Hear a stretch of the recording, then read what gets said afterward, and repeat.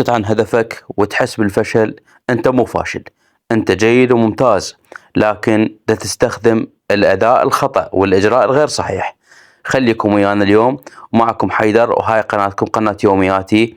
اليوم إن شاء الله شرح عن كيفية استخدام الخطوط في كاب كات وطريقة الشرح، وكيفية شلون نخلي النص يظهر على الشاشة ويخلي المتابع يبقى وياك يتابعك لنهاية الفيديو، ما يتركك من أول ثانية أو ثانيتين. خليكم ويانا. بالمناسبة حتى تكون بالصورة، هذا الصوت اللي تسمعه حاليا هو تسجيل من تطبيق كاب كات.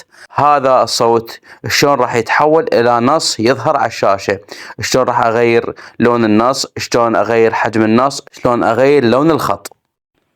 حاليا دا ينشأ، حول الصوت إلى نص. نجي هنا نضغط على أول صوت، دا تشوفون الخط مو خط ملائم.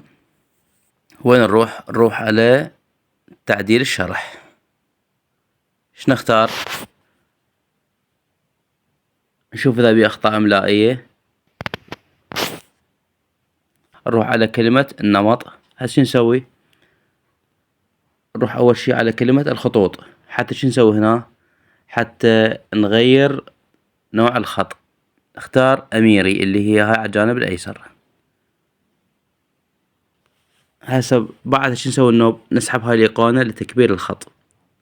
تشوفون شلون الخط صار واضح. بعدها نروح على كلمة الأنماط،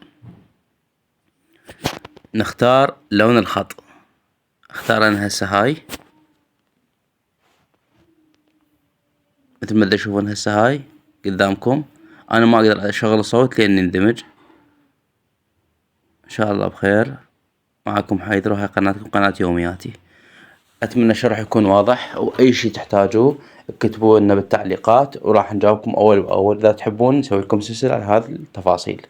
لايك الفيديو والاشتراك في القناة وتفعيل زر الجرس.